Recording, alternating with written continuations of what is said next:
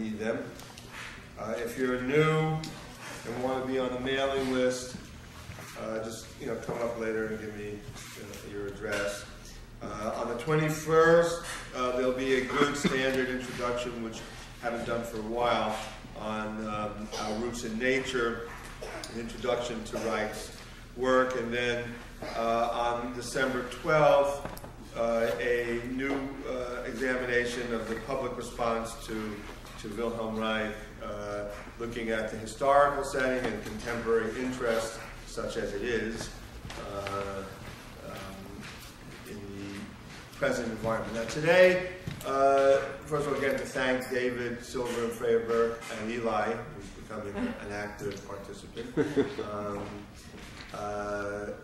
for letting us use the loft. And David is videotaping this, and this lecture will be used by the Seattle group that I'm associated with for a conference we're doing at the end of the month. So at one point, I'm sort of divided the lecture into two parts. One is just to give you some general background, and then I'll take a short break, and you can get some coffee and whatever's left of the bagels. And start again because they want a chance to edit some of it. The second part of the lecture will be focusing on specifically the management of anxiety and depression from an orgonomic perspective. Okay? The first part will be to present the basic principles and to delineate these principles and these ideas and these basic facts in the context of contemporary views on anxiety and depression in the mainstream. And by mainstream, we mean primarily the medical, biological, pharmacological approach towards anxiety and depression. Okay? And there's some, I think, striking and interesting parallels that will point out things about Reich's insights, but the difference between Reich's work, I think, and mechanistic medicine. One of the first things to understand is that orgonomically, what Reich's contribution was to understand all human function as an energetic process, as an expression of the movement of energy within the organism. And as such, the way to understand this, the key understanding to the whole problem of anxiety and depression, you need a basic understanding of how we see this and what its function is. You'll hear me refer to anxiety and depression sort of synonymously or as a unit, and the reality of that is that it is. One of the first things to understand about our concepts or work with anxiety and depression is that they're seen really as individual expressions or particular expressions of the same function. And that's, I think, distinctively different than most of the mainstream, particularly psychological models for anxiety and depression. Although clearly most serious practitioners understand that there is a relationship between anxiety and depression, there's a tendency not to see them as just different expressions of the same fundamental phenomenon. So what is that fundamental phenomenon? Now, I don't have a blackboard, but many of you, I mean, in a sense, I guess I can use, I don't know if it'll show up on the video, but if you understand Reich's basic symbol for antithesis, for functional identity, meaning that there's a particular point of expression that expresses itself directly, and when it encounters a blockage or a stoppage, it tends to split off in two separate directions, and creating functionally identical but antithetical expressions. So what that means is that anxiety and depression, in our understanding, has a central, fundamental functioning principle in common, okay? And that principle is energy and pulsation. So if you come back, many of you have heard this before and understand it a little bit, but that what we're looking at is that all living function, okay, operates. To be alive is to pulsate, to expand and contract. It's like heart pumping. That expression operates really in the totality of our organism. And as long as that pulsatory expression is not interfered with, or is interfered with very minimally, that kind of pulsation operates fairly independently and freely, and the organism basically feels pretty much functional, engaged appropriately in its environment. Should there be some sort of blockage in that pulsatory function, or prevention or inhibition of that pulsatory function, the organism is going to feel downright uncomfortable. First, it might just be irritable, it might just be, a little bit restless, a little bit, irritated in one way or another, but it's going to become increasingly more disruptive. If the blockage becomes chronic and severe enough, it's again coming back to Reich's image that he always liked to use, which I think is very functional, is it's a stream that's flowing. Okay? And so if you block it and the water builds a little bit but flows freely over, it's a slight disruption. It makes a nice waterfall or a little bit of a pleasant rapids. But if the blockage becomes increasingly profound, most of us did this when we were kids. You put another rock so it gets more extreme. You build a dam and it gets more and more intense. But if you do it seriously enough and aggressively enough, you wind up flooding back into and around the whole, prior territory, so that you get whole areas flooded out. And once you start that flooding process, there's no control really over where it's going to go or break out. I mean, you can try to control it, but it's a highly problematic area, which is why when they build large dams, they basically just clear out, every place for hundreds and hundreds of miles, because they have no idea how and where the water is exactly going to, finally settle. So what you wind up with is this kind of uncontrolled, powerful blockage. And as everyone knows, with a dam, that should there be a breakthrough or a crack in it, you're going to have massive disruption. Okay? So that once you build this in the organism, you have this huge damming up of the natural pulsatory function and the natural buildup of energy. Right? Then you have essentially a scenario for not just irritability or frustration or discomfort, but you have the buildup of a situation where the entire physiological organism on all levels can begin to break down or find itself compromised, so that it can produce somatic disruption in the organs. Okay?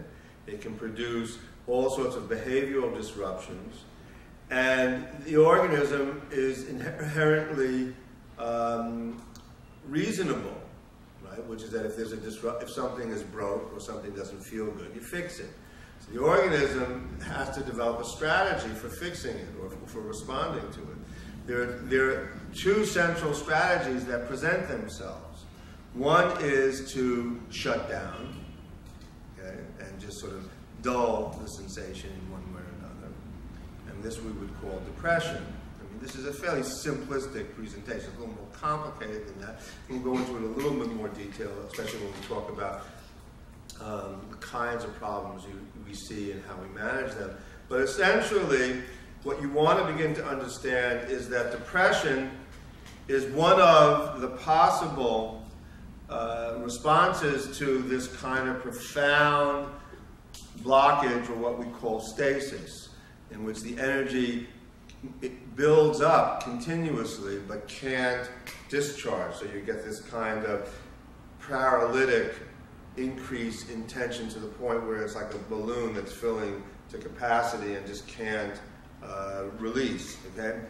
In this kind of situation, the organism desperately attempts to establish some sort of way of tolerating this extreme discomfort. One solution, as I said, is to depress itself, is to dull the sensation. In order to do that, what we've understood is that that's not just simply a simple defense in the sense of saying, oh, I don't feel so bad, although it could start that way. But what happens is it gets translated into a physical shutting down, a physical dulling, in which you dull sensation, you dull the experience of it. In a mental response, often it involves mechanisms like denial, splitting off, or rationalization. But those are, in traditional psychological terms, those are interesting. Reich initially came out of that tradition in the psychoanalytic model where they talked in those terms. But for Reich, it eventually became clear that those were simply the tip of the iceberg. Those were simply symptoms, things that you saw people doing in order to cope with a deeper, more profoundly disruptive situation in the organism. One of the other side of that is if the organism cannot actively shut down or dull in response to it, it begins to basically express that natural pulsation, that natural energy, or to discharge it through physiological discharge in the somatic system. Can be physical ailments, but it also begins to express physical response to discomfort in the organism, and begins to experience that, cognitively or emotionally or on a feeling level, perceptual level, as what we would classically call anxiety. So in classic descriptions of anxiety, which all people who work with anxiety problems would agree on, is that you're not only going to see an individual say, I feel anxious, right? In some cases, you won't even have an individual say, I feel anxious. They'll just say, I feel restless, I feel uncomfortable, I feel tense, I feel my stomach is in knots. That the anxiety expresses itself always in a physical and physiological mode, so that literally one can measure increases in blood pressure, increases in pulse rate, increases in body temperature to some degree, respiratory difficulties, tension, muscular tension, all these kinds of symptoms, change in skin tone, change in skin potential in terms of the charge at the surface of the skin, moisture in the skin, clamminess, all these kinds of symptoms that are typical in depressive states, which are also typical, by the way, in natural states of fear. So when organisms experience fear, which is a form of anxiety, except it's a form of anxiety that is specifically anchored to a literal stimulus in the environment, then you get a kind of natural, fear response. So in one sense, also, when you're dealing with anxiety, it is fair to see it as a fear response. The difference is when one is afraid because you see a bear coming at you, you have a fear response or flight response, that we would call rational situational anxiety. When one wakes up in the middle of the night feeling all these same kinds of panicky symptoms or worried symptoms, except there's no bear, present, or no other immediate rational threat, okay? Then you're talking about an internal process that is not linked to an immediate situational stimulus. Now, it's important to also keep in mind that always in our life situations there are rational circumstances that can produce these kinds of discomforts or worries or stresses. So that not all anxiety is always of an irrational or focused sense. The difference is in a relatively unblocked or healthy organism, one feels situational anxiety, feels these buildups, can identify the basic situation that's producing the state of distress, and can begin to develop strategies, right, for resolving that or for responding to it over a short or a more prolonged period of time. So that if one, the kinds of examples we would look at, right, would be So you have a big exam coming up, and it's, you know, the exam that will determine your future for the rest of your life, right? And you're anxious about it. That's rational, very reasonable. You'd be foolish not to be, you know, worried and stressed about it. However, you know, what you wind up doing in response to it is sitting around worrying about it, pacing back and forth, going out and you know, going to the movies, you know, for 3-4 hours a day, and then hanging out with your friends and maybe getting drunk at night and continuing to worry about it. That's not rational. It might be understandable in some sense, but it's clearly not rational, especially if it goes on for prolonged periods of time to the point where you take flight and don't take the exam. Okay? So that, but on the other hand, to be tense, worried, anxious, and to direct that anxiety towards a specific goal of studying, you know, preparing, becoming, you know, focused on the task and carrying it out, or getting help and support from whoever can help and support you to get you through that, okay, situationally, that makes sense. And that says, okay, it's normal to be anxious, tense, worried about a major event in your life.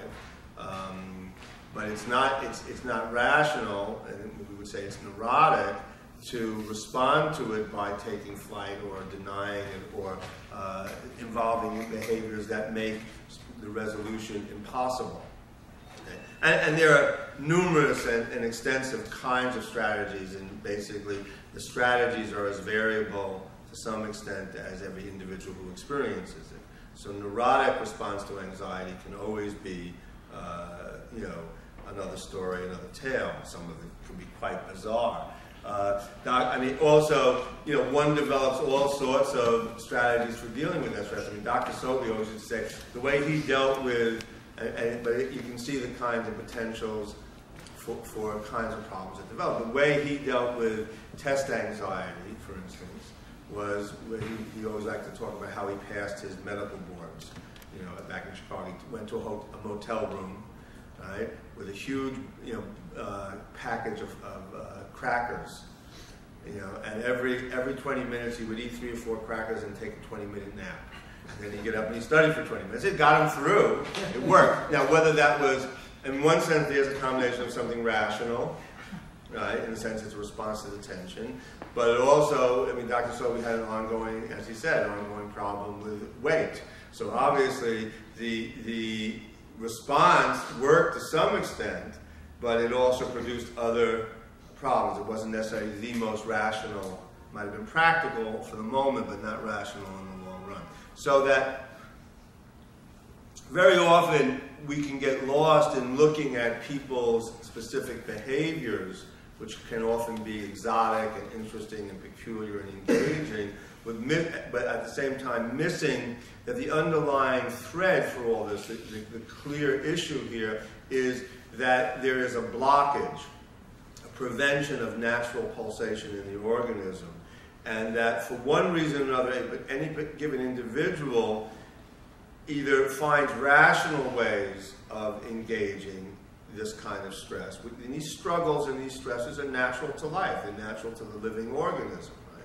But either the organism has been supported in its growth processes in finding reasonable solutions and developing what someone like John Bowlby, the child psychiatrist, would point out what we call a secure base, a feeling of, or what Deus Neal used to say about the kids that responded well to the educational model that they worked on, is a basic sense of confidence or contact with the world, so that they feel the stresses and they feel secure in their abilities to resolve and figure out and develop strategies, and they feel also that the world around them or the environment around them will support them in that. And that's a crucial thing. Most neurotics, almost at all levels, have experienced in their development a lack of support in some way, or an inability on the part of those around them, both parents and other adults, teachers, etc., a lack of ability on the part of those adults to support them in rational solutions to stressful situations. And so that what happens, and most of us understand this, is particularly as you're growing up, lacking that, you develop the next best thing, which is anything that works, right? Anything that gets you through. So again, then the opportunities become extensive. Okay, so one person can decide that the way I'm going to deal with stress is to watch television. That's going to work. Someone can decide, well, I'm going to eat a lot. That makes me feel less anxious. Another person will decide, that they're just going to pretend it doesn't exist and develop others, and on and on and on. Or one patient of mine years ago actively remembers intentionally triggering what she felt was asthmatic reaction, because it was the one way her mother, no matter how stressful her life was and how worried and anxious she was, her mother's response to any anxiety was to feed her. And she was getting fatter, and she kept asking the mother, she was an adolescent, she kept asking her, let me go see a doctor, because I'm feeling very anxious, very worried. And she expressed in exactly those terms, I'm feeling bad. And the mother just kept feeding her. So she saw opportunistically some article or something on TV about asthma, and how when you have asthma, the only thing you can do is go to a doctor and you can get some help. So she triggered asthma reaction. She remembers very consciously saying, that's my solution. I'll get asthma, my mother will have to, by necessity, take me to, and I'll develop allergies, and so she won't be able to feed me as much. Because, the doctors will tell her, you can't keep giving her all these different kinds of food, she has allergy. And, if you think about it, it's an extremely reasonable solution to an incredibly problematic personal relationship situation, right? The problem was, move ahead, fast forward, so to speak, 20 years later, you have an individual who has chronic eating problems, chronic asthma, and a number of other problems, migraine headaches, and on and on and on in terms of a neurotic overview. I don't want to spend, this kind of lecture, it's necessary to give case examples, but I don't, since this isn't a professional training situation, I don't want to go into great detail on the specifics of every case or how to manage it. But these are, when you look at someone like that, you have to say that's a very reasonable strategy. Okay? I can see this in children, when children are pushed or pressed to concentrate and to look, they'll begin to develop ways of distracting themselves. Okay? So there are many stories around this, and I think that's one of the in a sense, one of the demonstrations of how central these issues of anxiety. You remember the popular expression, I think coming from Rollo May, was that we live in the age of anxiety. This is the age of anxiety. And this whole idea, I think, is very, very real, and that anxiety and depression are probably two of the most central issues in our social arena. And probably much of the other kinds of pathologies that we look at, issues of drug abuse, of eating disorders, almost everything else in some way is traceable to the central issue and strategy of the individual organism around decisions of how to address the buildup of this energetic tension, either by a depressive strategy or an anxious strategy. Some individuals use both. They move back and forth depending on which is most useful at a given time. So there are basically, at the heart of this, these kind of fundamental issues. Reich himself, in the bioelectrical investigation of sexuality and anxiety, really, I think, articulates the crucial issues here quite clearly, and I will read a couple of selections just to give you a feel for the way he talked about this or addressed this, okay? Now, in preparation for this, let me say that what we're looking at is the fact that for Reich, the other way that the organism naturally and biologically expresses this pulsatory function, of course, is through natural sexual expression in the organism biologically. We don't mean sex. The sex acts are not what the organism is involved with in terms of its biological sexual function. This is always a distinction that has to be made. The assumption between that often goes on is that when Freud or Reich or others talked about sexuality or sexual function, the popular misconceptions were that they were talking about sex acts. You know, and that could be interesting, that could be fun on some level, but that's not what they're looking at.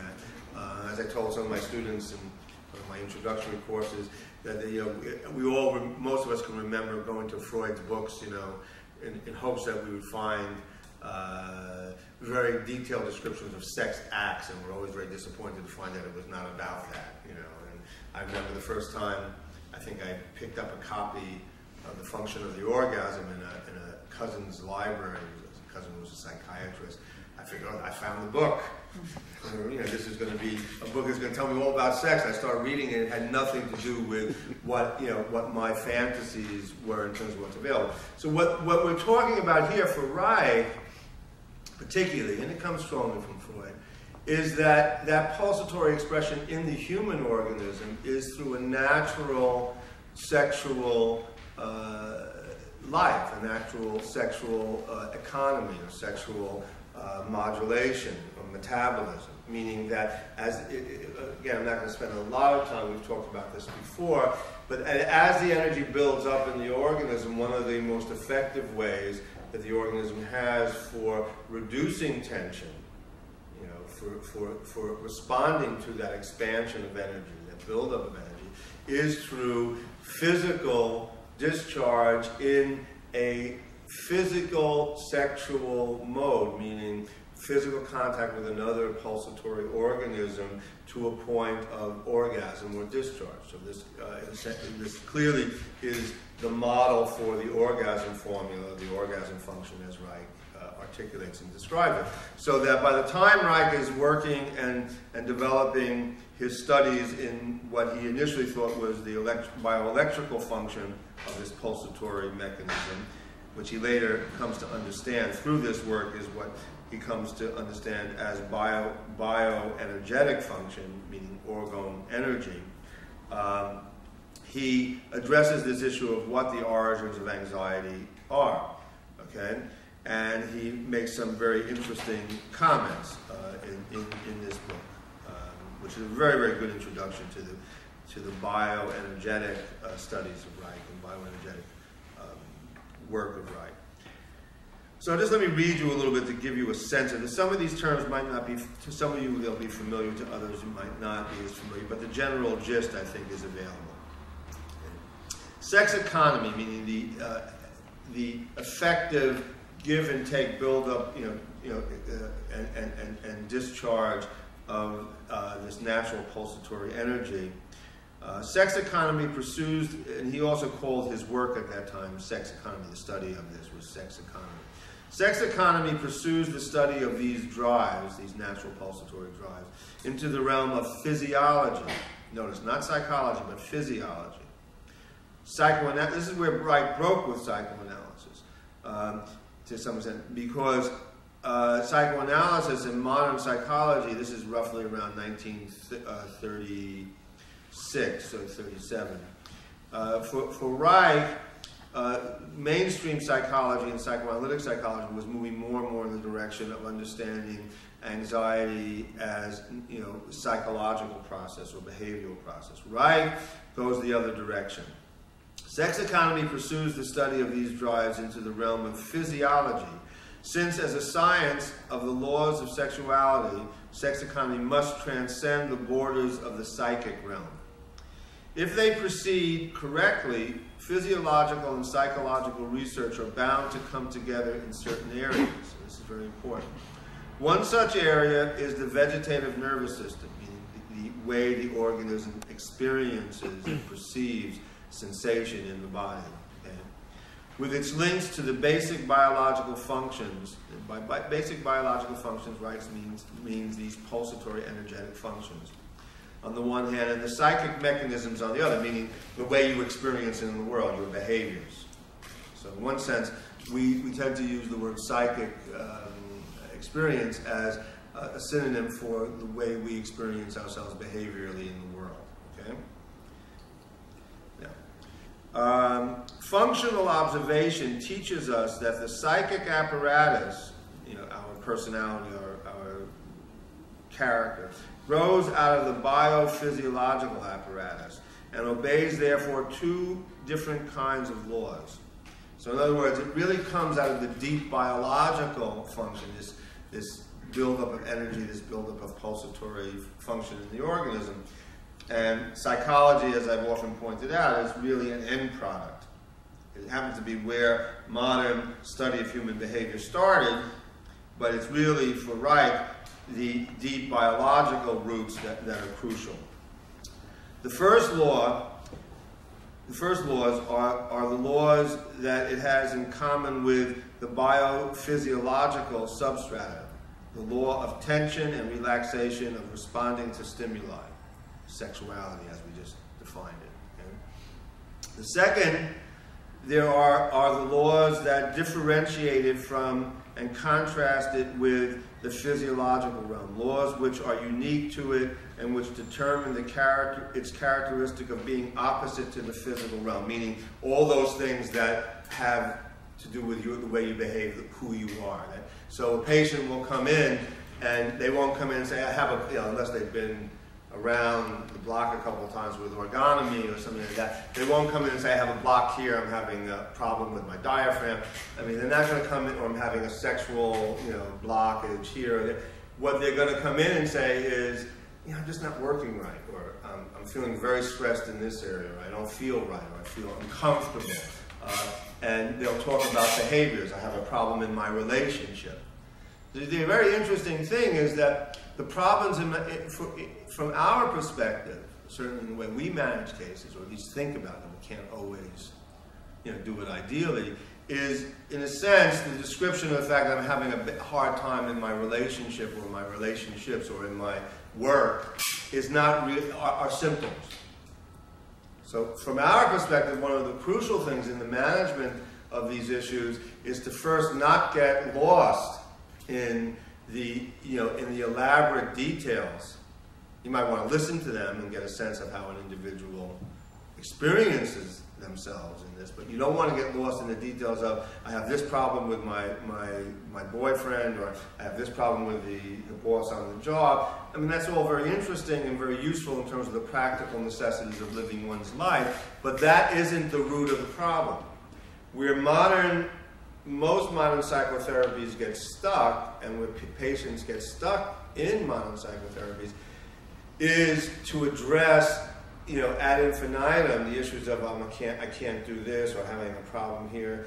And you can work out practical solutions, behavioral solutions, but often you get rid of one behavioral solution. It's the old B.F. Skinner behavior modification approach, which is, okay, you got a smoking problem, we get you to stop smoking. So we use various techniques to get you to stop smoking, so then you start eating. Well, okay, so we'll get you to stop eating. We'll use techniques. And you can keep following it step by step. Now, some of that's useful. We shouldn't ever put that down. Similarly to using, at times medications will resolve certain kinds of immediate problems, but the problem is it doesn't resolve the core of the problem. Because in terms of what Reich is proposing, and I think demonstrating, and I think what we can demonstrate in our understanding, is the problem is not there. Those are, by the time you're dealing with those kinds of specific symptoms, you're already away from the core of the problem. And to some extent, those symptoms are ways that the individual has designed, or strategized to stay away from the deeper pain and the deeper discomfort of the central blockage, the central problem. So this becomes crucial in our understanding. And it's really astounding that Reich really was already onto this very, very early. I mean, one of the things I think that's always, I constantly run into this with people who are interested in Reich's work today, say, well, yeah, but, we've gone further than that, and they don't. I mean, it keeps coming back to the issue is either you have what Reich offers, if he offers anything, in my view, is a fundamentally sound and very, very simple understanding of what the underlying unifying principles are behind a wide range of complex problems. Now that's both nice because it gives you at least something to anchor yourself in. The problem is you can't always, get back to that continuously, or you can't always reestablish that absolutely natural function with ease because the world intervenes, like work, like relationships, like computers, like TV, like school, you name it, okay? Deadlines. So we have to balance realistically with the real world too. And interestingly, anecdotally, Reich was very aware of that. There's a tendency to see Reich as being this sort of, this is the way it is, and there's no other way to approach it. In all the descriptions I've encountered of Reich and Reich's views of these things was that this was always be kept as your guiding principles when you worked in the field, right? And whether you're working with children or doing therapy, but that you also had to do the best you can with what you got and your practical goals, so that not every patient was designed to be brought to the ideal state of healthy pulsatory function. Dr. Sobey always used to like to say that even if we could do that, it was questionable whether you would make it that if you brought a patient to that ideal, state of pulsatory perfection, genital perfection, they might not make it down to the corner in this world. So Reich was very aware of that, in that you had to address these issues also in terms of how you could change the world, to nurture and foster these kinds of living conditions. And ideally, of course, if the world got more capable of sustaining those kinds of natural functions, we might not need people to try to deal with anxiety and depression except on a very superficial, transitory level, more like going to the dentist when you have a little, cavity, okay?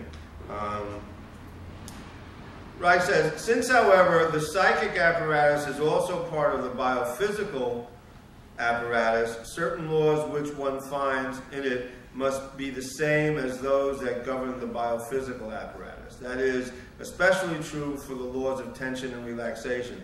So that a lot of what people experience personally as anxiety, psychologically as anxiety, really have to do also with that internal tension.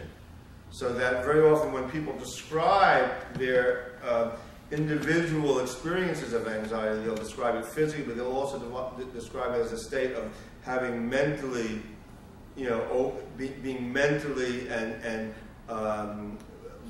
intellectually overwhelmed and chaotic. Usually it's a sense of constant rumination. So one of the most classic presentations of neurotic anxiety disorder is rumination around one thing or another thing. It almost doesn't matter. It can be ruminating about, the lint in your, between your toes. I mean, and this is serious. It really, the issue is totally irrelevant. People sometimes get disturbed. Every once in a while you'll read it right, particularly in character analysis, which is a more technical how-to. It's the closest thing Reich wrote to a how-to book. He'll say, well, such and such person describes this behavior, and of course it's irrelevant, it's not very important, the behavior. What is important is that what's happening here is that they're avoiding this function. And that's not a dismissal of the person's individual distress. What it's saying is that if it wasn't a concern about what was going to happen if they walked down to the corner, and ran into a person they didn't like, then they'd be worrying about what was going to happen if they were 15 minutes late for an appointment. It wouldn't really matter, or they would be worrying about why someone hasn't called, why they haven't heard from someone for 5 minutes, at the time that they were expecting the call. It really becomes totally irrelevant. You could be worrying about whether you turn the coffee pot off,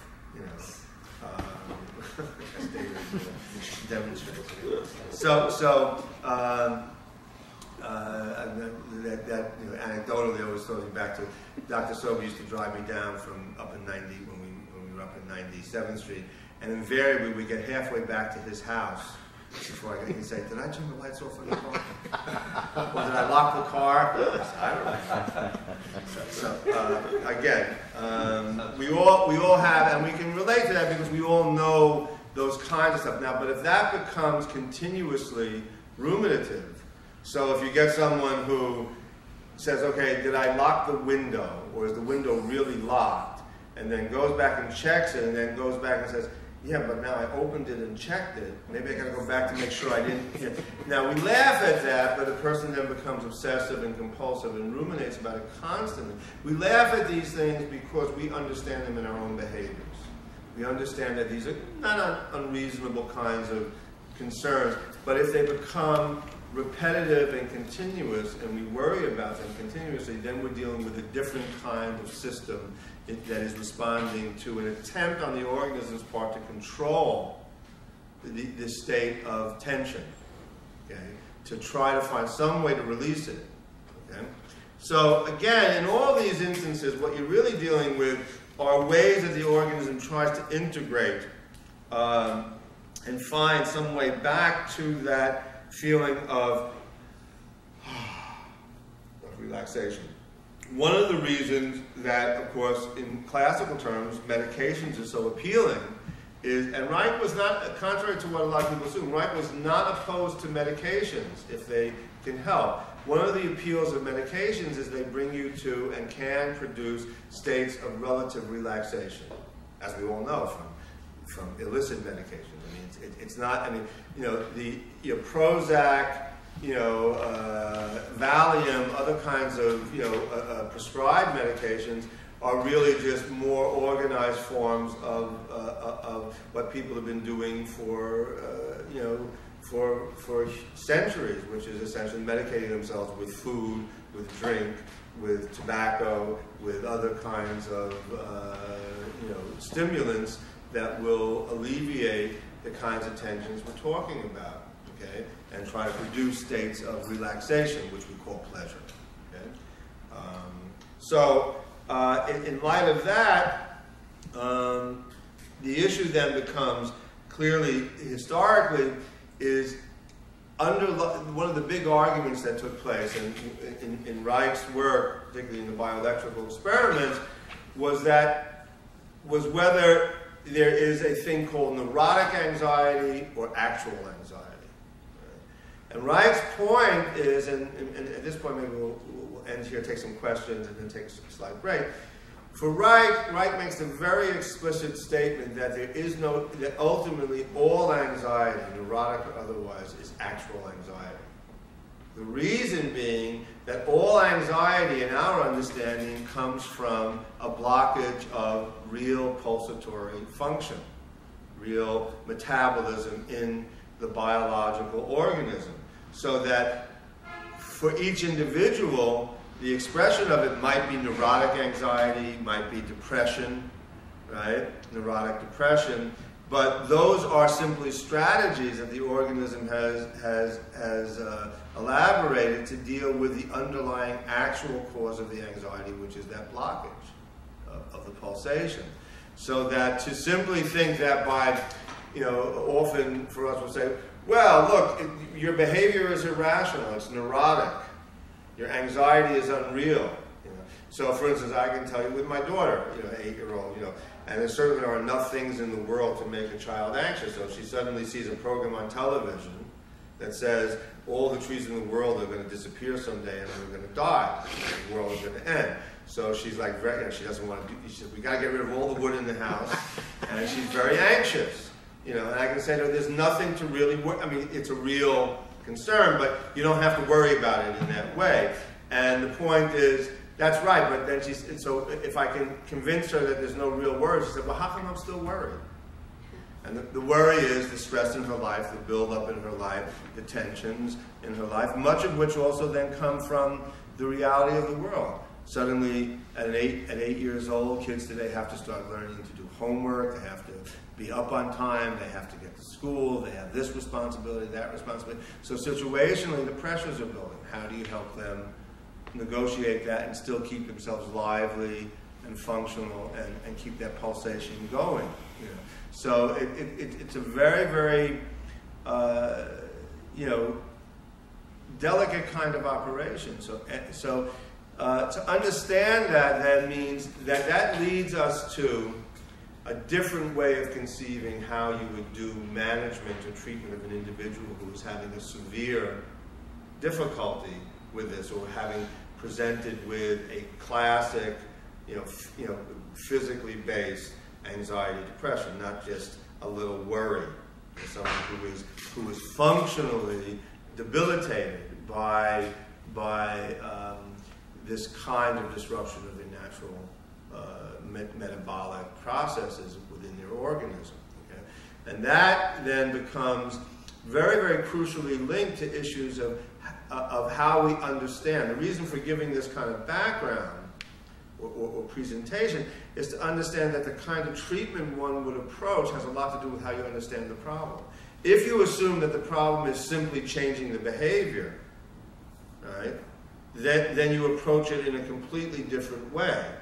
That if you understand that changing the behavior might be important, but that really, unless you can address the deeper underlying physical disruptions in the organism, or physical blockages in the organism, you're not going to achieve any significant resolution of the deeper disorder. If you believe that the answer is simply to address cognitive issues about one's life, or how to resolve problems within your workplace, within, how to work on relationships differently, right? How to talk to people differently. You might get some results, but you're not going to really address the deeper issues. If you view it as simply a matter of adjusting the biochemical balances in the system. Because one of the things that Reich's work allows us to understand is that when you have these massive disruptions, you're not only going to have massive disruptions in behavior and in psychic experience, you're going to have massive disruptions in the biochemistry and the physiology of the organism. So you can then make a similar gross error, right, which is to assume that the only way to resolve it is to adjust the biochemical, physical disruptions in the organism. So, and that lends itself to, in some ways, at least right now, we're going through a fairly prolonged period in which individual scientists have been able to discover that by adjusting certain biochemical levels or hormonal levels, you get some very radical changes in perception and function in the organism. And so that's very, very seductive. What is also problematic is, as we look at the literature growing, is that these solutions also don't address the deeper structural problems. So without fail, and most people who have had courses of biochemical treatment will always describe how, yes, there is a certain relief of certain kinds of tensions, but that once that euphoria resolves itself or normalizes, then there's this still ongoing sense of, but it hasn't really touched the deeper stuff that still is making me maybe not as dysfunctional, and that's okay, that's good, but I'm still sad, I'm still worried about this, I still have anxiety, I still have depression around this, although it's not of an order that is preventing me from getting out in the morning. And that's not any small feat. I mean, one does not want to discount that, and certainly in the line of orgonomic study that I come out of through Dr. Sobey, and by Dr. Sobey's account consistent with Dr. Reich's, and by my reading consistent with Dr. Reich, that there was never any sense that use of aspirin or the use of psychiatric drugs that were available were incorrect, for a transitory response to particular problems at any given time. But there was never, and what our understanding affords us is the clear sense that this is never going to address the deeper issue. So that the big problem now, for instance, in biochemical research is, now that we have enough generations, is that they're constantly in the literature addressing the fact that, look, we've made major strides, but people still are experiencing a lot of the deeper underlying problems, and we don't understand why that's not resolving systemically, and why it's just not cured or gone away. And the answer, of course, there in the mechanistic model is, well, we just got to develop better drugs. To the more sophisticated, there's been interestingly slow growth of the idea, because the data is very clear, that use of medications in treatment of anxiety and depression, along with ongoing psychotherapy, preferably cognitive psychotherapy, helps more, is more successful. But nonetheless, there is not a willingness to see what the core or the unifying issue of the problem is, which is, I think, the case in terms of what Reich presents. Now, what I want to do is take some questions, and then I want to take a break, and I want to give essentially a case presentation of how a classic situation of anxiety, depression is presented and how it's managed orgonomically, and in the context make comments about how this is somewhat different than the way a traditional psychopharmacological approach would be, or a traditional psychological, psychobehavioral approach would be, psychodynamic approach would be. So if there are any questions now, I'll take them, and then we'll take a very brief break, just to give the people in Seattle, I have there, a chance to edit the tape and work on it. So if there are any questions specific to anything I've said so far, feel free. Do you want to say a little bit more about, you had talked about this at a recent lecture about that sexuality isn't just a specific sex act. Right. And because you mentioned in terms of that, there was also pulsation, work, and play. I mean, there was many forms of it. If one truly understands, or understands as much about Reich's model, or Reich's presentation, or the model that we use, then you understand that the issue is about buildup of charge and discharge. And what becomes clear is that there are lots of ways that that kind of metabolism of energy is possible. So that clearly, if the organism is fully charged, let's just say theoretically and ideally, and it encounters another organism that's fully charged, one of the most pleasurable and fullest, and pleasurable in terms of sheerly how good it feels and how full the discharge is in a deep biological contact with the other organism, and it's not any, and Dr. Sobel used to say, it's not because we chose to make it that way, it's just the way it works. That a full sexual embrace between two highly charged organisms just feels better at the end. I mean, if it works for both parties, okay, it's just good, okay? So that being the case, one could get lost in sort of an orthodox orgonomic approach, which is that the only thing is the orgasm. The only way to discharge is to, get to the act and do it. That's as mistaken an understanding of what Reich is talking about as any number of other ideas. The only answer is medication. The only answer is that.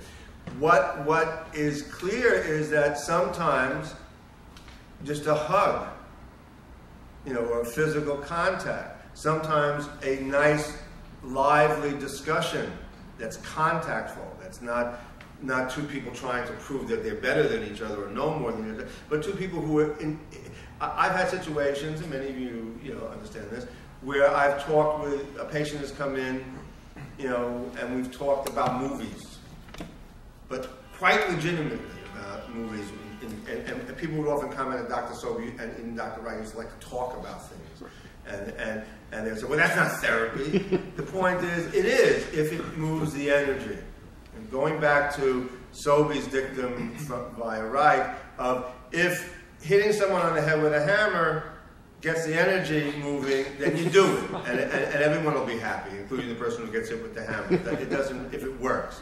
So if telling a joke and there's a genuine, interaction around the telling of the joke, and it stimulates a real connection, and there's discharge, that helps. So that what it is in the full interaction in our social life, everything isn't about getting into bed and having a full orgasm, right? What it is about how you regulate your energetic buildup and interact and discharge in social interactions, of which the most intimate, the most complete, if it's available and if it's ideal, is in the full sexual embrace. Right? Sobi always used to love to say, it's not making love, it's not it's embracing.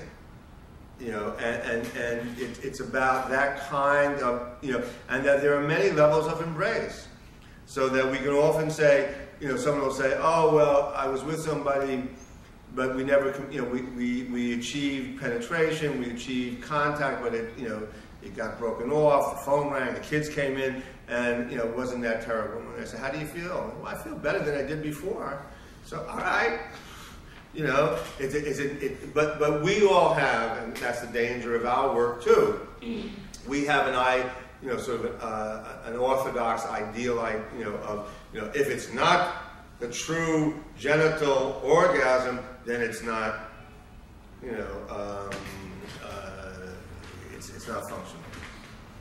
Freud's great discovery, which is infantile sexuality, he obviously didn't discover infants having intercourse. Right. So I think it started, it has its roots way back. Anyway. Yeah. And the misconceptions always, and I deal with this constantly in lectures with people who don't know Freud's work really, is that when you say infantile sexuality, most people's immediate conception is about infants having sex. Right. In terms of adult sexual acts, right? And of course, this was not at all what this is about. The problem for Freud was that he didn't really quite have the energetic core. What Reich adds to that is a real understanding of what the mechanism is. So that the baby who is nursing and just having a extragenital discharge, I mean, anyone who's nursed a baby, and there are a couple of you here who have, and anyone who's nursed a baby or watched a baby being nursed, knows that it is a deep, orgastic, if it's not impeded, it's a deep, orgastic experience for both mother and child. But the child, usually since the child is less inhibited, it's much better. The mother is more worried, like, well, should I be feeling that? Or, there's all that stuff that gets in the way. For the baby is, hey, why shouldn't this be good? The baby doesn't go around saying, gee, I don't know if it's my mother, I don't know if I should be feeling this. And again, it's central to its biology. One of the important things about studying babies, and that's absolutely right, to look at that, is because the nature of these kinds of issues is one of the few places in babies and animals, particularly animals in nature, is where you see these kinds of fundamental biological functions operating without all of the compulsive stress, and negations of this function, the losses of this function. Anecdote about Dr. Sobi. Some years ago, he was telling me that when his son Tony was a certain year, for a certain number of years, they had him taught by tutors and so forth, and then he went off to school, and he wasn't doing much in school. He was not doing hardly anything, and he was not making out well. And they had to make a decision: put Tony's nose to the grindstone, or let him be like a blissfully happy ignoramus. They chose the opposite. They helped to focus him more. Dr. Sobi said he noticed a distinct loss of energy function in the kid. I mean, definitely his level went down. He was less joyful, but they felt that they had no choice, and he's going to, make it in the world. That's right. He has to sacrifice one thing to that's right, and that's another thing we have to care. When we send our children to school, very often they have to learn things that are, and I can't tell you, myself included, how many times we sit around saying, my kid's response to school and what she doesn't like about it or what he doesn't like about it is quite real, and yet, it's a question of balancing this against the real world. Dr. Schwarz's daughter, who's now happily in college, or appears to be happily, at least for now, we'll see. I always was impressed with her once. I once asked her when she was about 11 years old whether she liked school. And she went to a really, easy school. I mean, in the sense of school that was very nurturing, very supportive. And she said, well, yeah. She said, there were about 3 hours. And she didn't just mean recess. There were like 3 hours of things that she really liked to do at school. And she said, if I could go into school for those hours, when I took, this class or that class, and the rest of the time I didn't have to be there, I could do something else, school would be fine. And there's a part of you that goes out to that, right, and says, yeah, that's very rational and very true. So the issue is, what happens when you close down on that? Well, one of the things that happens, not to diverge too far from the theme here, is that it becomes a breeding ground for issues of depression. As Dr. Sobey said, you see to follow up that story, his son is a very successful doctor, who I happen to know quite well, who often talks about how he'd like to do other things other than just work. But that's true maybe for all of us. And until we're able to produce a world that changes that and can produce individuals that can live in that world. The other problem is the 60s taught us that you can't just simply move out of your houses into teepees and live in the communal environment and still and expect it all to suddenly come. Or as Reich used to say, the problem with nudists is that they think you take off your clothes and all the centuries of repression and personal sexual dysfunction just leave you with your garments. It doesn't work that way. It's more complicated. So in light of that, we want to look then at what happens in more specific terms when an individual, for most of us, we don't become anxious and depressed on a profound pathological, clinical level.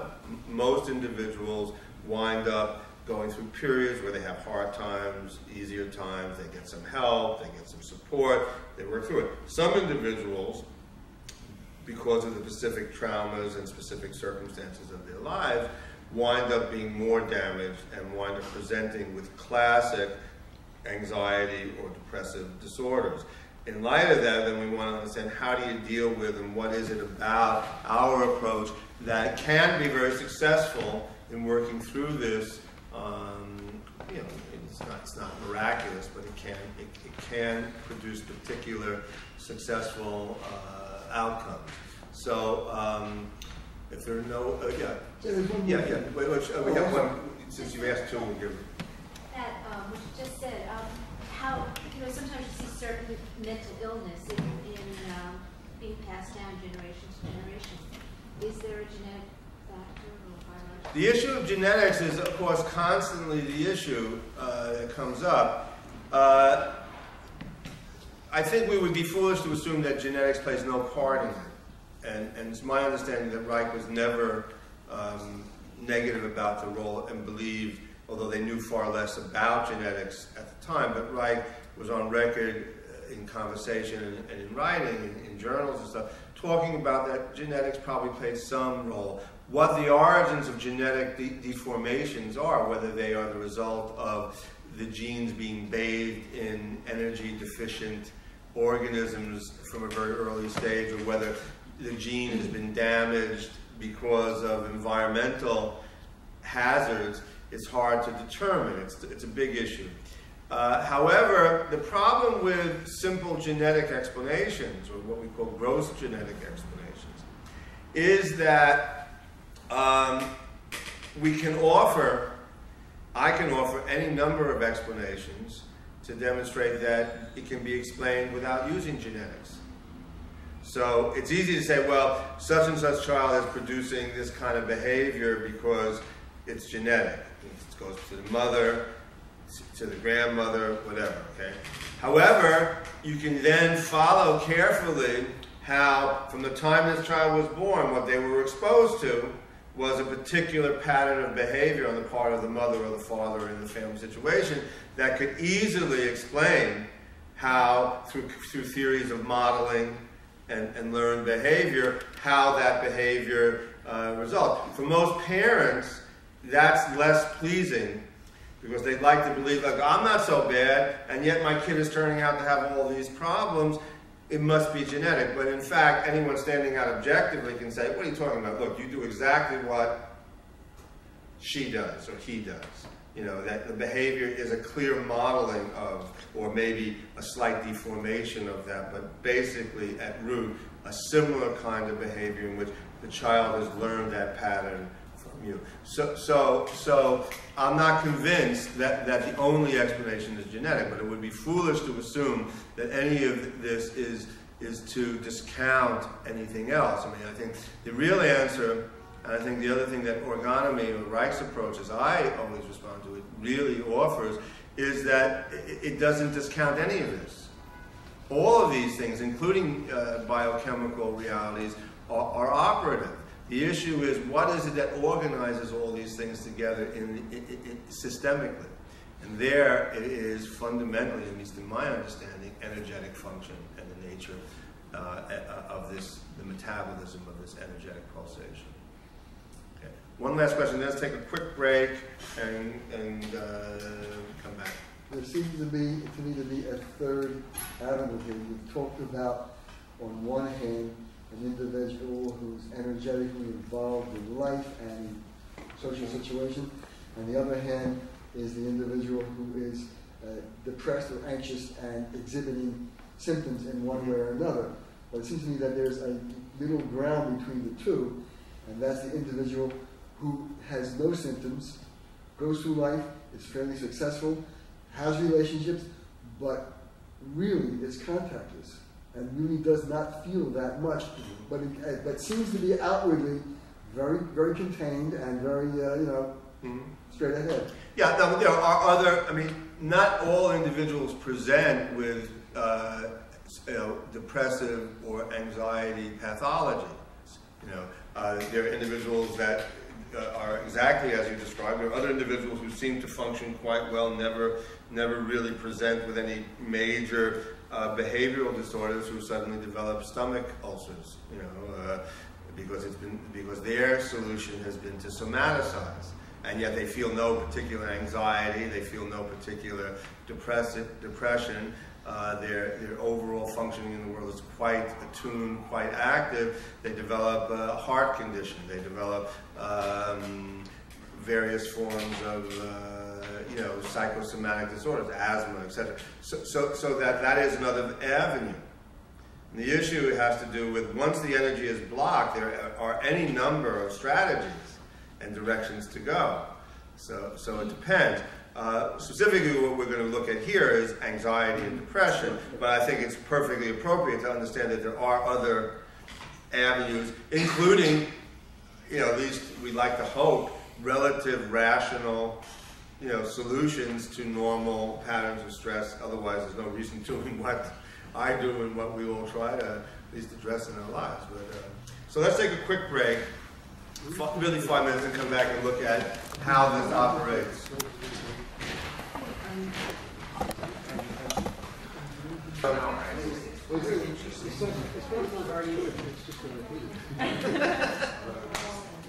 Yeah, I know. You don't also give me barbed wire.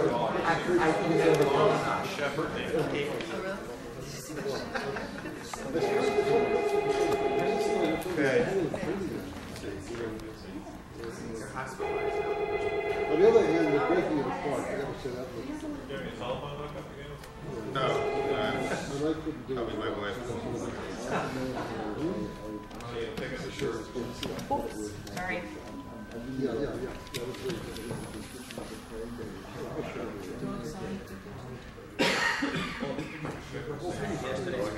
Okay, ready? Okay, so what I want to do is, in the context of what we've just talked about or laid out or examined, present a case. To a large extent, it's a case based in actuality. There's some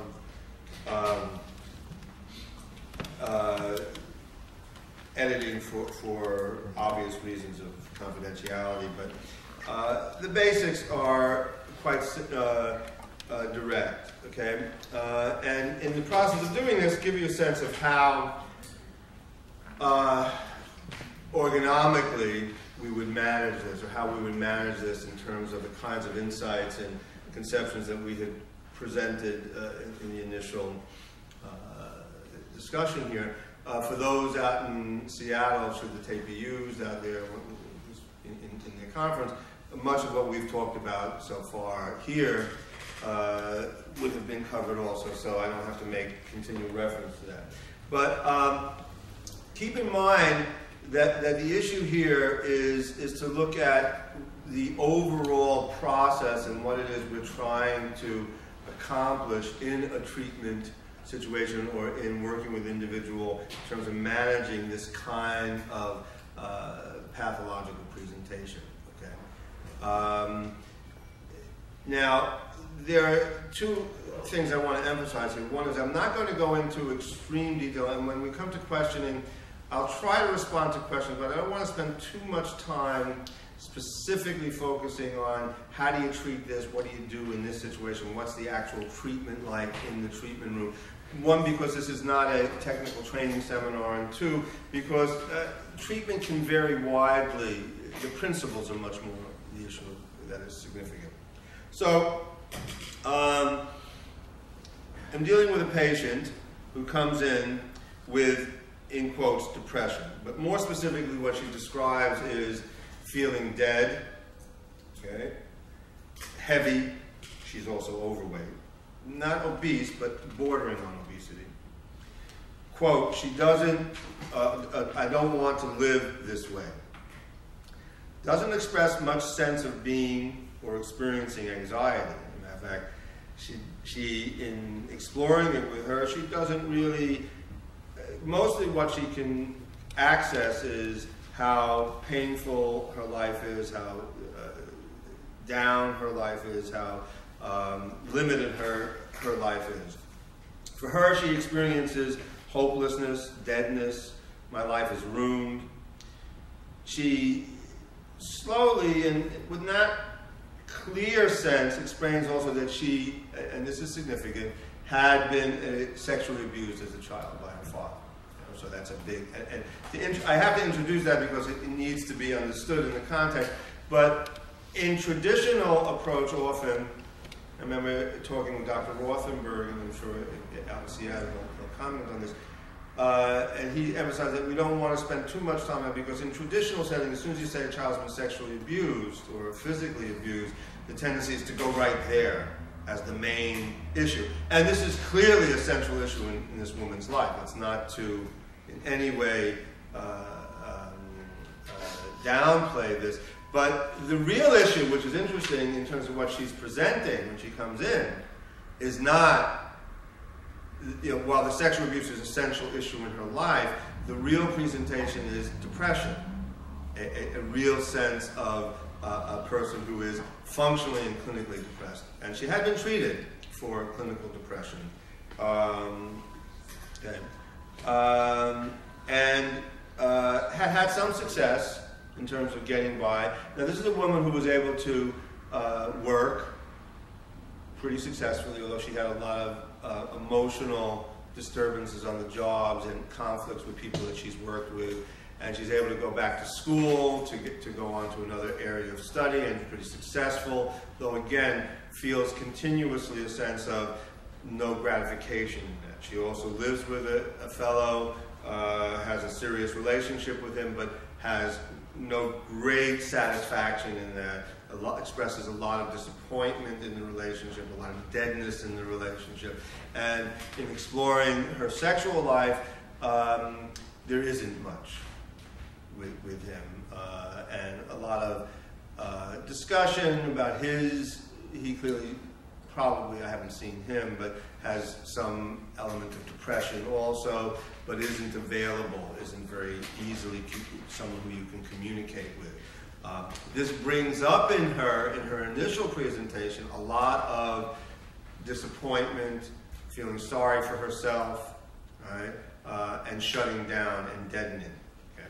Now, one might immediately think, well, this should make you angry. But for her, she doesn't experience it as anger. She experiences, although she will explain that occasionally she'll have outbursts where she becomes quite irritated and annoyed and, disgusted with what's going on between them, or in her life in general. But essentially what keeps coming back is how sorry she feels for herself, how hopeless she feels, how dead she feels, how miserable, how ruined her life is. Okay? And becomes a major theme in the way she lives in the world. Okay? So this would be a classic presentation of depression. I mean, there's some description of times when she has, as we've explored deeper,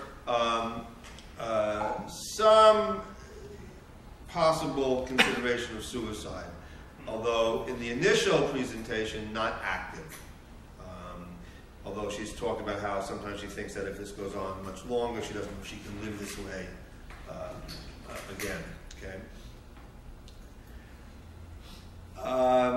The first thing which is apparent is her flat affect. In her initial presentation, this is someone who doesn't get too emotional. I mean, she said probably the fullest extent of her emotional expression is a poor me expression. That is very much a pouting sort of, and it doesn't go to crying. It's maybe occasional tear, and it's clearly what we would call the tear of self-pity and sadness, but that's about the fullest extent. Even when talking,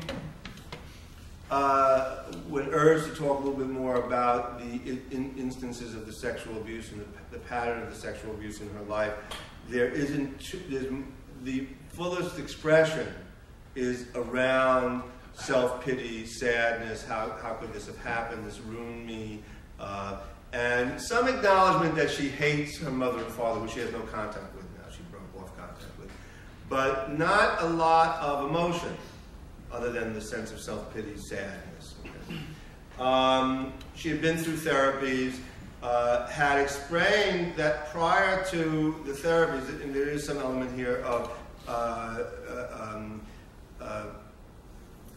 repressed memory, and that she had not remembered this until she had gone into therapy when she had felt down or felt unhappy in her life about 7 or 8 years ago, and then having hooked into someone who was into past repressed memory. And interestingly, she bought into the memories because they started coming actively, but never bought into the more extreme versions of past, sexual abuse, repressed memory that you'll often read of in the journal. So she was sort of aware of the perspective of what really happened to her versus the more being encouraged into greater and greater flights of, bizarre ideation. So, by all indications, the sexual abuse is real and literal. It was prescribed during a brief period between ages around 5 and 6 to maybe 7. She wasn't exactly sure. At which point her father stopped. Mother never accepted it, never identified it, refused, and it basically told her it never happened when she tried to talk to her about it. The father stopped, and in order to maintain the cessation, never really related to her again at all. He became totally unavailable to her. Okay? And so that's part of the dynamic that plays with her. Okay? So this is what we're encountering initially. Again, she's overweight. Her prettiness, she's a very pretty young woman. Tall, potentially the kind of woman who would, in losing weight, really look not a classic beauty, but a really very pretty woman. Except, again, the sense that you get of her is her beauty, her prettiness is hidden. And there's a sense in her, just the way she operates in the world, of being hidden, held, pulled back, afraid to be, present. But she doesn't experience it as fear yet. Okay? So, in terms of what you do with this kind of situation, one, you can tell her, well, this is what's happening, and this is why but that obviously isn't going to work. Maybe when you're beginning, you sort of have a tendency to rush to that. The first step, of course, is to understand that what she's experiencing is not, while it's really the problem for her, the issue is what is underneath this. With the model that we're coming out of, we can understand that the depression is a defensive mode. That somehow we're going to have to get her to be in touch with what's underneath what that depression is defending against. And certainly, clearly, one of the things that the depression is dynamically defending against is the experience of anxiety. But to go to and immediately try to identify that anxiety would probably lead to nothing but my going off at the mouth and just sort of explaining to her that underneath the depression is anxiety. What we have to do, which is crucial, is get her to feel what's underneath that depression. So in order to do that, we have to lift or to, in a sense, break through, not rip away, but penetrate into that depressive shell and get her to move. We got to get movement. When we begin to get her moving through various techniques, work on the couch, also pointing out things about her behavior, encouraging certain changes in her behavioral life. Some of that was also, sometimes you gain help unexpectedly, or it happens just circumstantially in a person's life. In this case, she finished her college, the graduate program she was in, and she got a good job, and she was required to move to New York. So all this thing sort of fell into place at the right moment, so it generated a lot of movement in her life. And by supporting her in that, because initially her response was, oh, I don't know if I can handle this, it's too much, maybe I'll just stay here, I'll do this. And by encouraging her, she went through a lot of this movement. Now, along with that movement, engagement, involvement in her life, along with work on her biophysically in terms of the various aspects of where she holds, and we'll talk a little bit more about that down the line, she begins to feel the movement, right? And suddenly, something else emerges in the sessions. And initially, interestingly, it's not anxiety, although there's some descriptions of feeling physically more restless, more uncomfortable, more unsure of herself. But more specifically, what one experiences in the sessions with her is suddenly, as she begins to address these issues about the abuse and about her life situation, rather than the poor me, there begins to be flashes of anger, which she feels very, very uncomfortable with. They're very unfamiliar, very scary, very frightening. And as we work slowly on encouraging that and get her to experience, and finally one breakthrough was to get her to actually experience shouting out angrily how much she really hated her father for what he had done to her. Deeper crying breaks through. A crying that's different than just poor me. Even the facial expression changes. Okay, so it's not just poor me, it's a crying of anger. And gradually, this is a rushed scenario. This is sort of like time-lapse photography. This doesn't happen very quickly. It moves more and more actively to crying and anger. In her case, the crying always leads to anger, and then as we began to make more progress, to rage. And now understand, up until this point, she's still, when she goes back into her life, what she'll report is still feeling depressed. A little bit, she'll describe herself as feeling a little bit spacey after a session, but then essentially her life returns to that kind of depression, except doesn't hold quite the way it did. Gradually, at some point, she starts describing the fact that she feels different physically. There's more of a sense of her body, but it bothers her. She feels less comfortable. At this point, she winds up having to have an operation on a leg injury, so that becomes a main focus in her life, okay? But we continue to move, and gradually, she begins to have more and more sessions where she can actually express the rage, and the rage gets fuller and more sustained, okay? And things sort of move that way for a while, and then I suddenly begin to get a series of phone calls in which she's panicking at night and seriously considering suicide and beginning to feel that she can't tolerate not the depression anymore, but tolerate the sense of being physically overwhelmed with feelings and desires to just end it all. And when it's pointed out to her that part of this is her impulse to strike out, and she's really very angry, she sort of accepts that but doesn't know what to do with it. So by supporting her continuously, and this means I was speaking to her almost every day during this time, okay? We get to a point where she begins to have experiences where she actually can go through an entire day feeling anger without getting immediately depressed, rather, okay? And then she begins to describe the fact that she doesn't feel depression so much anymore. More and more consistently when she comes in, what she begins to describe as her primary, discomfort in life now has shifted to, guess what? Anxiety. She's feeling restless, uncomfortable,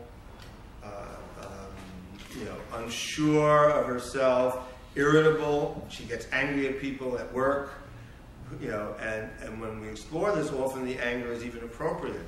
She also begins to have some very significant moments where people have begun to abuse her in a work situation, and one or two instances where her boyfriend has behaved in a way that really was provocative and very, very, inappropriate, where she's spoken out strongly and insisted that they respond to her in a fairly rational way and saying, "You can't do that to me." She stood up for herself. But then she said when she does that, she feels very vulnerable, very weak, and she gets terrified. So clearly in discussing this and what's the object of this, well, gradually what emerges is the last time she can remember experientially feeling that way was when she was being abused. Which is if she screamed out, if she struck out, if she tried to defend herself or try to express what she was feeling, she was terrified that she would be killed.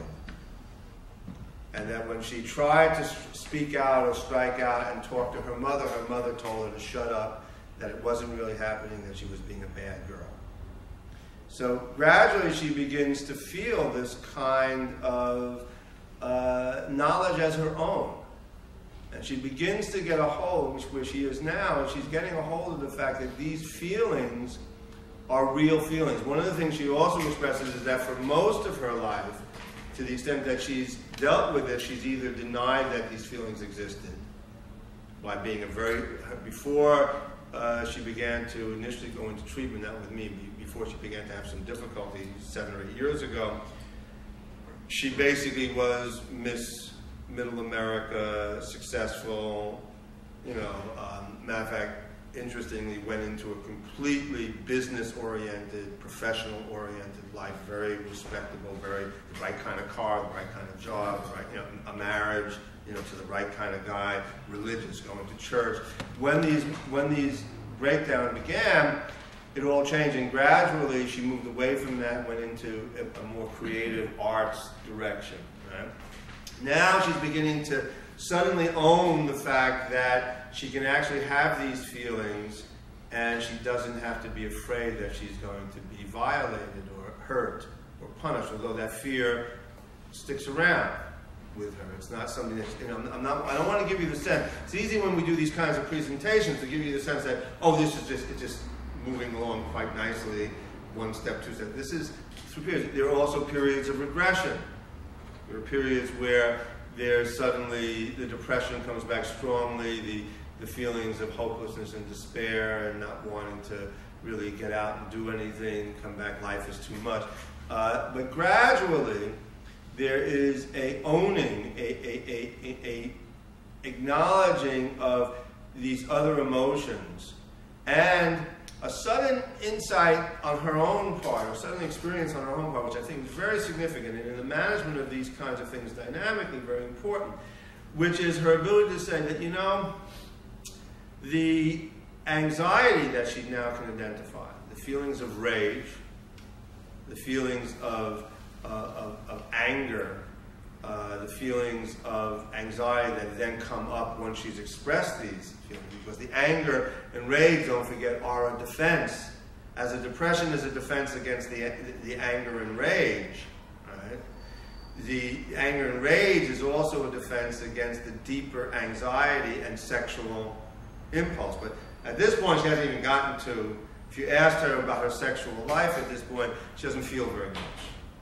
She has some sexual contact with her boyfriend, but he seems to be pretty, low-key, low, we would classically say low, sexual energy. Himself doesn't make many demands, and that's been okay for her.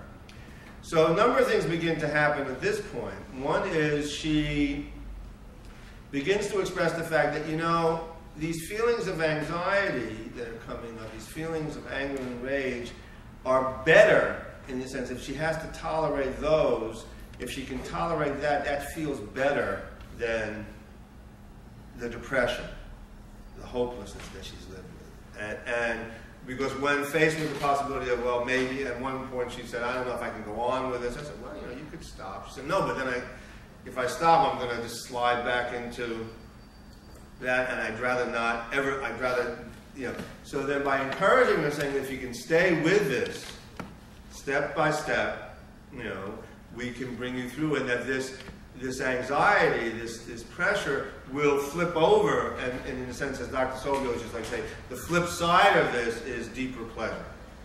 Okay? That, when that was presented, it sounded nice, but didn't seem very real to her.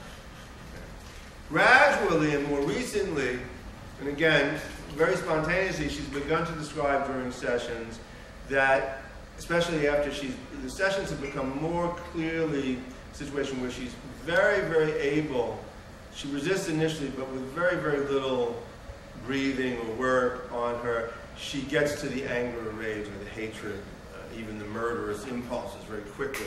And that breaks through usually to more a sense of loss, a deeper sense of profound sorrow and misery that is not self-pity, but deep.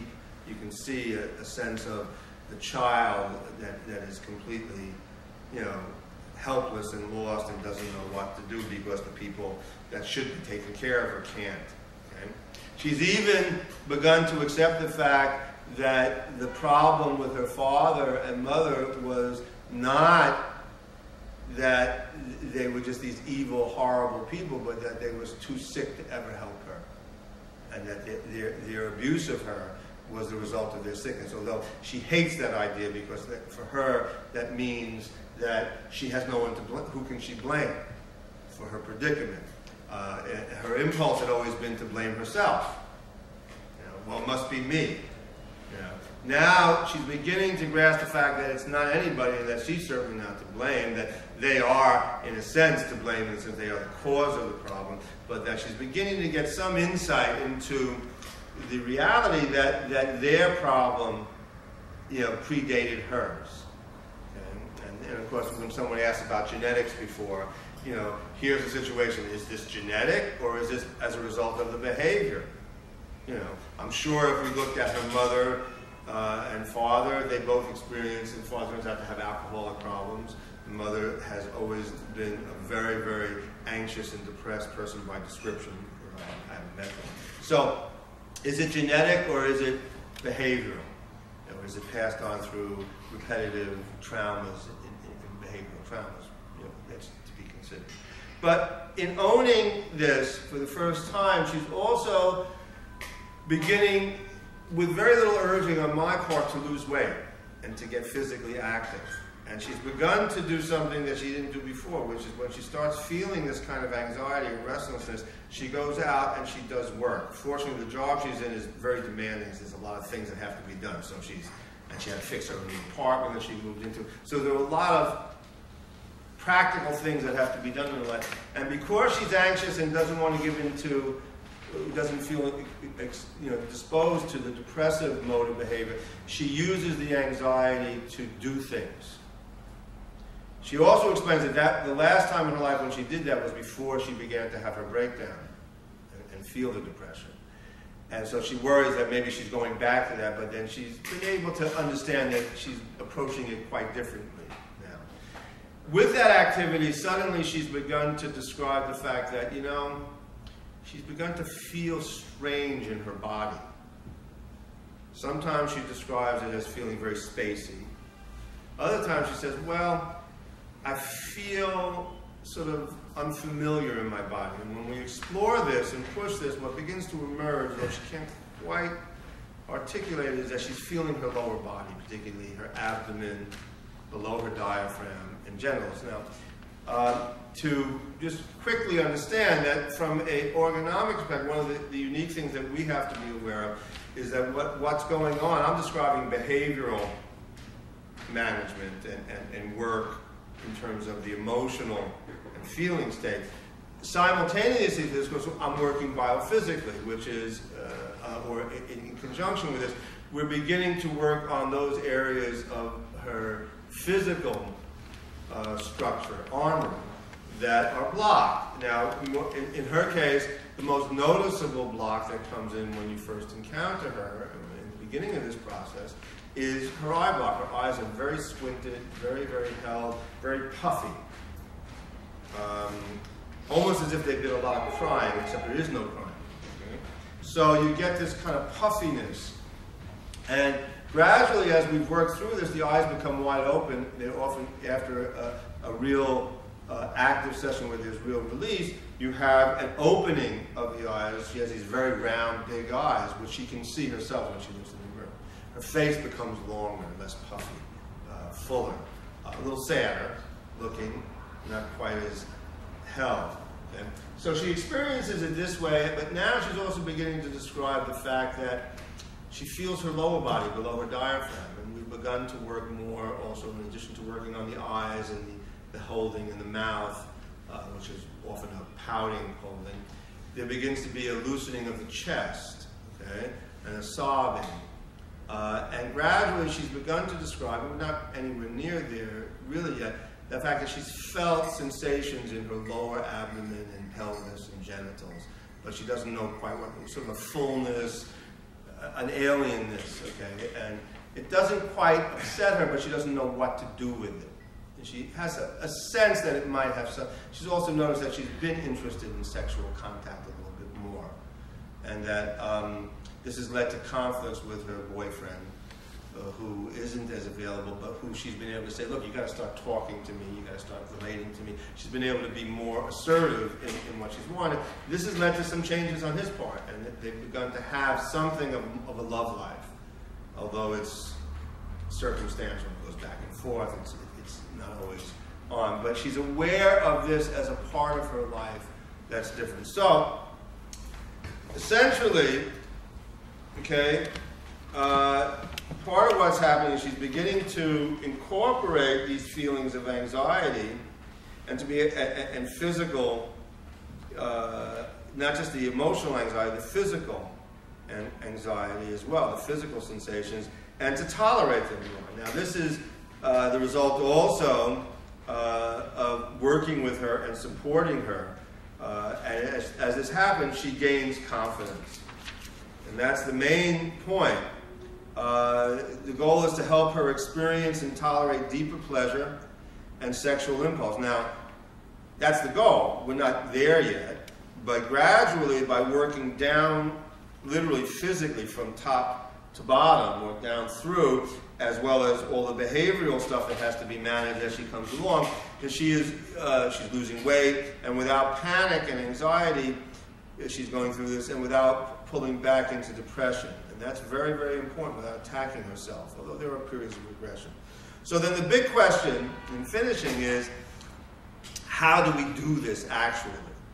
Okay? This is all very, I've given you a basic sort of roadmap, and it sounds nice. How do you do this? And the answer, of course, I always like to say, very carefully.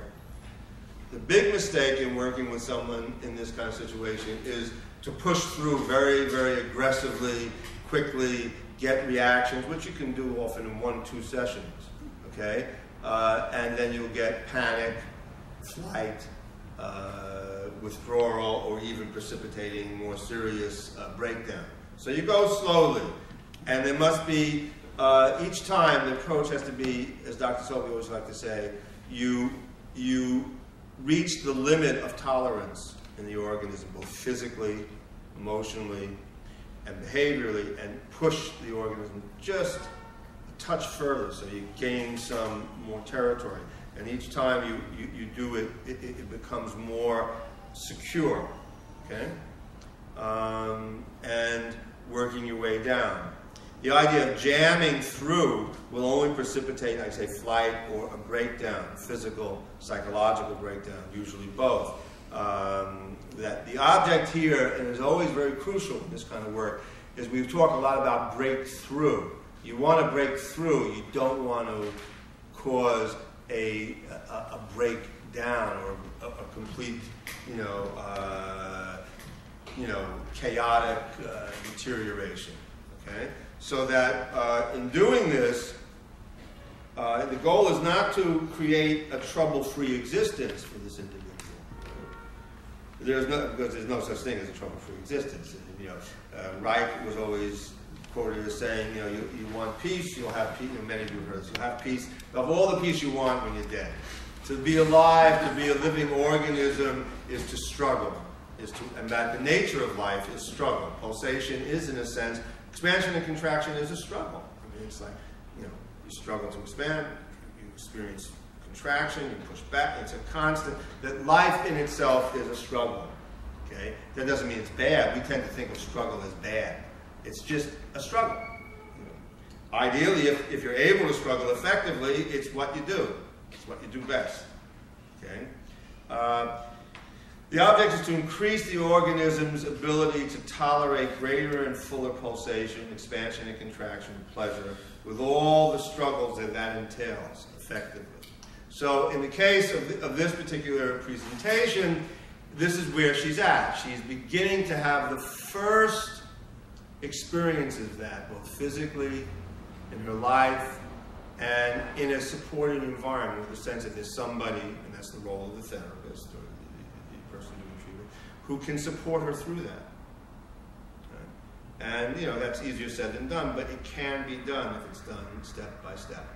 So that, I think, will give a sense of what we do with this.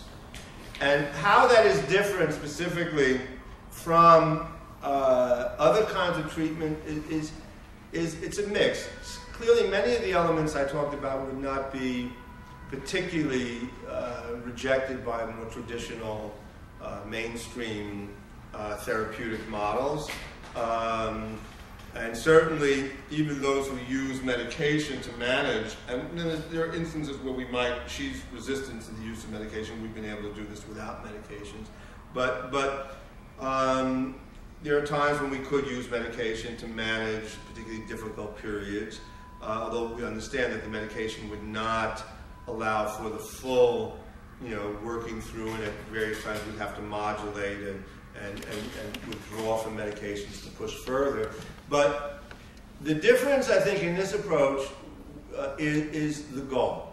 And always to keep in mind that the goal here is to establish full energetic pulsation and to establish as much as possible a full orgasm reflex or ability or potency, ability to reach out both in the sexual act for a full embrace, but also as a result of that to be able to reach out and engage in life in the world. Not just to have sex, but to have a fully engaged experience in the world in which you can tolerate the stresses and conflicts that come in that and respond to them rationally. So I think in terms of what I want to talk about, that pretty much covers it. So if you have questions, we'll take a few questions, although we're running a touch late. But I think that should give you a sense of what the subject is and how we manage it. In traditional psychotherapy, the goal may not be expressed in the same way, right? Mm-hmm. But the patient might look the same at the end of... It could, although the goal usually in traditional psychotherapy, which is why medications often are very, very appealing, is much, much more on, in a sense, how you look at the end. And much more a question of changing specific behaviors or being able to, Dr. Sobey always used to, when we talked about this, I would sometimes work with a patient and feel that I had failed, you know, in the sense of the goals that we had articulated as expressed here.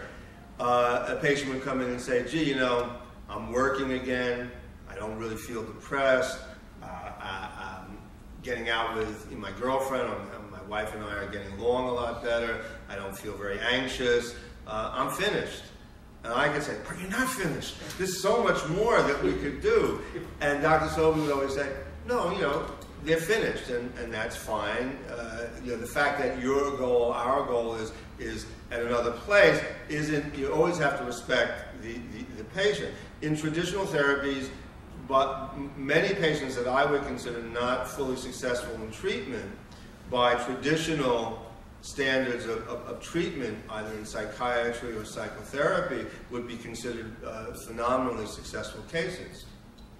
You know, we always used to talk about this at seminars, that if we measured the number of successes based on other standards from traditional psychiatry or traditional psychotherapies, we're phenomenally successful. Right? If we measure it by how many cases we actually bring all the way to our stated goal, we're probably far less successful. But that's okay, and the object is not necessarily to be, you know, doctrinaire about it or philosophical about it. You know, the object is to help people to function better. And the other thought I had was with Sobey, let's say there was literally a hands-on approach, right? And he, you know, I don't know. Yeah, well, this is the part, I mean, clearly there's a hands-on approach. We have specific techniques. Yeah, no. We have specific techniques, specific ways of working on the body, but again, hands-on, in some cases we work directly on the armoring, directly on the body. Other times we work on behavior as a way in, or ideation. It could be, you know, any number of activities. The reason I'm not going into that is because I don't want to go into the technical practice of therapy. It's not particularly appropriate for a general audience, as interesting as it might be. And the other reason being that, you know, a lot of times I could give you a description of how I worked on this particular patient, and it might not reflect how I work on the next patient, or for some of you who've been in treatment, you might say, gee, that's not anything like it. I mean, I can't tell you how many times I've had a patient come in and say, well, my friend has been in treatment, and Dr. such and such does X, Y, or Z. How come you don't do that? All I can say is anecdotally, again, is that my favorite story about all the orgonomists that had worked with Reich and had been in treatment with Reich, finally, after his death, feeling it was safe enough to talk about their treatment, because there was a great prohibition against talking about the treatment, and talking about it, they'd shared their different experiences, and they were all like sort of sitting there with their mouths open saying, you were treated by the same guy? It had not one similarity, really, except that they energetically worked. But he, you know, Reich had no idea about how you walk in and this is the way Reich works. Reich worked according to whatever he was presented with. So these are techniques. In technical seminars, we talk about them, we can learn them. But the danger, which Dr. Sobey demonstrated to me over and over again, is to learn particular ways of working on a particular problem and saying, gee, I got this now. I know how to work on this kind of problem. This is how you work on an eye block or such. And then as soon as you work on it, you know, with 5 patients it might work, and then you get a 6th patient where you proceed to work on it and it doesn't work. Then what do you do? And it's in the then what do you do that the real issue of learning how to do treatment and how to manage is. But again, you have to look at it in a more dynamic fashion. So I'm intentionally not going into details, but we do work biophysically, and I'm working biophysically with her. But there's a lot of, don't forget T.E. Wolfe, the translator colleague of Reich, everyone is always shocked to find out, never had his patients disrobe, and never worked directly on the body, worked only on the eyes. He maintained, and from people who work with him, that he could do everything just working directly on the eyes, and Reich said, absolutely. Reich was also, you know, also online saying directly that you can do it all by talk. It takes longer, it's harder, and it's more exhausting. But you know, patient and therapist, but there's some therapists who can do it psychoanalytically. The assumption is that just because Reich moved away from psychoanalysis and talk therapies as such, that you can't do it that way. He said you can, and sometimes with some patients you have to. You have to be prepared to do it that way, not the way you expect to do it. So one of the differences be that psychoanalysis, that's the only gun in their arsenal. Yeah, that's right. Well, although, by the way, when you talk to most analysts, it's not. But they won't talk about it. In their formal training, it's the only gun. In fact, when they finally get into the treatment room, if they're good, they start doing a lot of stuff that they're not supposed to do because it's the only way they can get any place. So if they're good practitioners, they start developing eccentric, what they see it, but they won't tell anybody at their seminars about it. I mean, I have students who've been in training who say, I can't go into my supervisor in my training institute and tell them I've asked somebody to breathe because it helps them. I have a student now, a patient who talked about, saying at a class that she had a patient. She just suggested to the patient that, well, maybe if you relax a little bit and breathe, you can get some. The patient couldn't come up with anything, and the class, like including the instructor, just like jumped up. What do you mean? It was like, no, I was just thinking maybe it would work, it would help. I didn't do it. I didn't, the message was, you don't do that. Although a lot of people do. So that's the point. But yes, essentially that's a big difference. Yeah. The relationship of anxiety to anger. Mm-hmm. I remember talking to Sophie one time. I said, when you get behind the anger, what do you find? And he said, anxiety. And I said, and then he said, and then after you get behind that, you find the anger. And then after you get behind that, you find. And he said, it just kept going. I wasn't sure if you had the same. Yeah, it keeps going, but I guess what he said, then eventually, if you follow it through enough layers, and that's the end of treatment, is suddenly what emerges, and actually it emerges all along at various levels, is pleasure. But once you can get to a point where you can tolerate the pleasure deeper and deeper and more fully and fully, the bouts of anger and anxiety and begin to become less the dominant role, and then what emerges is pleasure and more cessation of that kind of anger, anxiety. But getting back to that fundamental core of pleasure and pulsation is the hard part. For most of us, we get flashes of it, and one of the amazing things I think that is possible in this treatment is to give people at least the sense of what it's like to be at that other point. Then everybody gets angry at the therapist or whatever because they can't be there all the time, or they can't sustain it, indefinitely. Well, that's a real problem, but that's part of the real world. Okay. We got other bits and questions. Yeah. See you all next time. Isn't that what that means? Okay, well, before you run, anyone owing me monies, proceed.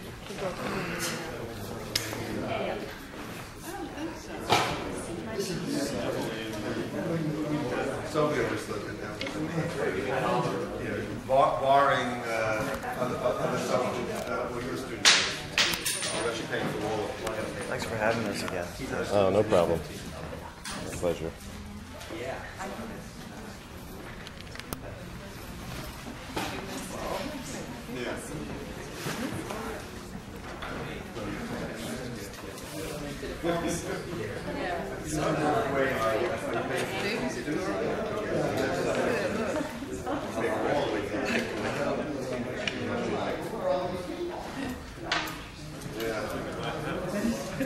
Oh, it's just sort of like the cameras are rolling. There's like sort of like just. Again, thanks to David and Freya. Thank you. Thank you. Thank you.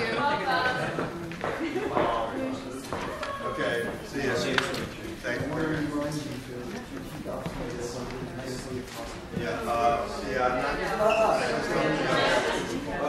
We're having a big issue that's going on. with her now is how many. See you, Sean.